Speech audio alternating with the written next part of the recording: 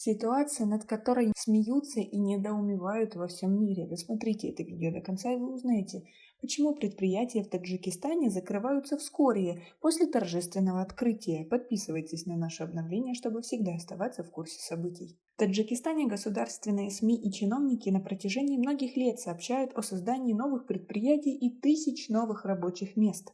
Большинство предприятий открываются в торжественной обстановке в ходе рабочих поездок президента Таджикистана в регионы страны. Такие рабочие поездки, как правило, активно освещаются государственными СМИ. За последние 2-3 года возросла тенденция строительства новых предприятий, создания новых рабочих мест и их широкая популяризация под лозунгом «Интенсивная индустриализация – четвертая стратегическая цель». Журналистское расследование выявило, что не все открытые в торжественной обстановке предприятия и другие объекты действуют, а во многих к работе привлечено не то количество работников, какое заявлялось раньше. Наши предприниматели по случаю празднования 30-летия государственной независимости Таджикистана внесли свой вклад в создание более 25 тысяч производственных и социальных объектов, что способствовало созданию десятков тысяч рабочих мест и решению многих социальных проблем населения, заявил президент Таджикистана Эмомали Рахмон 8 сентября. Судя по сообщениям на сайте президента Таджикистана, Эмомали Рахмон во время рабочих поездок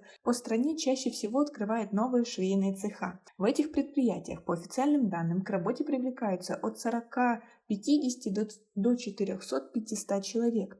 На первый взгляд, создание такого количество рабочих мест не вызывает никаких сомнений, так как на видеокадрах видно, что швеи сидят на рабочих местах у швейных машин. Однако нередко появляется сообщение о том, что швейные цеха закрылись вскоре после торжественного открытия с участием главы государства. Мы очень благодарны главе государства за принимаемые меры по повышению статуса женщин и их активному участию в развитии всех сфер нашей жизни. Так, к примеру, случилось с центром торговли и обслуживания Давлати Зафар в районе Рудаки. Швейный цех открыли в октябре прошлого года. Руководство тогда сообщало, что в швейном цехе 100 человек обеспечены постоянной работой. Однако на следующий день после торжественного открытия выяснилось, что после отъезда президента Рахмона все швейные машины были убраны, а швей отправили домой. В центре торговли и бытового обслуживания также были открыты магазины и другие пункты сервиса и услуг. Сообщалось, что там будут обеспечены работой более 4000 человек. 19 августа 2021 года в швейном цехе Давлати Зафар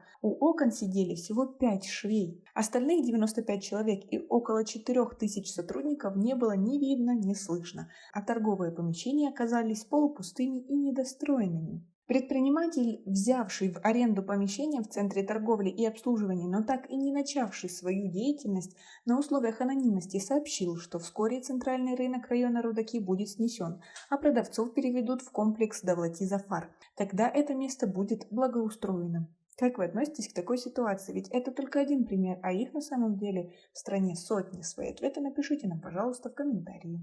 Джамшед Йеёев, осужденный председатель ликвидированного Таджпромбанка, в 2014 году возвел в городе Гисар бизнес-комплекс Дахбет, и в 2015 году рядом с ним швейное предприятие Шарафат. Сайт президента Таджикистана, публиковав снимки с торжественного открытия, сообщал, что швейное предприятие Шарафат возведено по непосредственному указанию Эмомали Рахмона. 2 августа 2021 года, когда журналисты побывали в предприятии, стало известно, что швейный салон Шарафат арендует ООО «Фарух», 20 швей которого шьют школьную одежду. Ответственный работник ООО «Фарух», который предпочел остаться неназванным, заявил, что они скоро покинут салон Шарафат из-за высокой арендной платы. К тому же с началом учебного года спрос на школьную одежду будет невелик, добавил собеседник. Мы, таджикские матери, благодарны президенту страны Эмомали Рахмону за его постоянную заботу о нас, о женщинах. И мы можем работать на производстве, освоить профессию,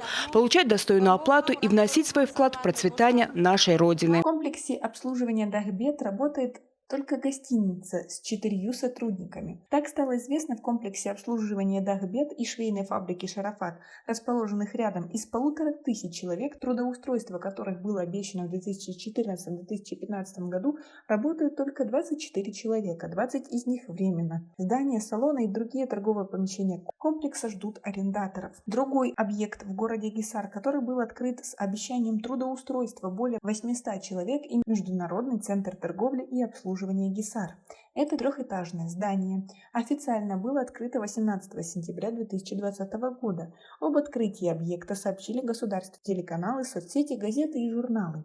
Однако 19 августа 2021 года ответственное лицо центра ГИСАР, который представлялся как Файзали, признался, что в день официального открытия центр еще не был готов. Сейчас первый этаж арендуют предприниматели из администрации ГИСАРа, и к нам поступило указание запустить работу центра, сказал он. С момента официального открытия прошло 11 месяцев, однако центр до сих пор не работает. Из 800 человек, которые должны были трудоустроиться по состоянию на 19 августа, не работал никто. При этом на видном месте висел лозунг «Интенсивная индустриализация – четвертая стратегическая цель». В других городах и районах Таджикистана также имеются немало объектов, которых постигла судьба вышеупомянутых предприятий. Эти предприятия были построены за миллионы самани и ликвидированы по различным причинам. В нашей стране, как правило, работают по принципу «ну давай-ка открою я какое-нибудь предприятие». Вероятно, предприниматели сверху предлагают возводить предприятия. Предприниматели, в свою очередь, боятся, что впадут в немилость властей и от безысходности принимаются за строительство предприятия. Не исключено, что некоторые строят предприятия, чтобы выставить себя на показ. Не стоит брать на себя непосильную ношу. Есть люди, которые говорили: «Открою предприятие, приглашу высокопоставленных лиц». Конечно, в министерствах хотят, чтобы было много предпринимателей, чтобы процветала торговля, крепла промышленность. Однако необходимо помнить, открытие предприятия – это не открытие лавки на рынке. Это не уважение к народу, обман народа. Можете сказать «нет», никто за это вас не убьет. Каждый чиновник, в частности председатели района, для того, чтобы не лишиться кресла, стараются показать, что регион в период их правления активно развивался.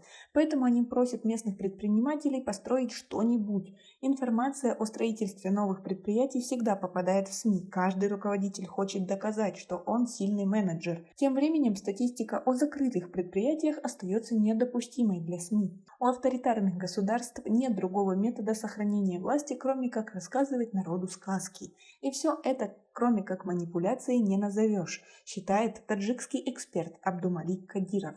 Вы с ним согласны? Свои ответы напишите нам, пожалуйста, в комментарии. У нас пока на этом все. Оцените наше видео подпиской и лайком. До скорой встречи.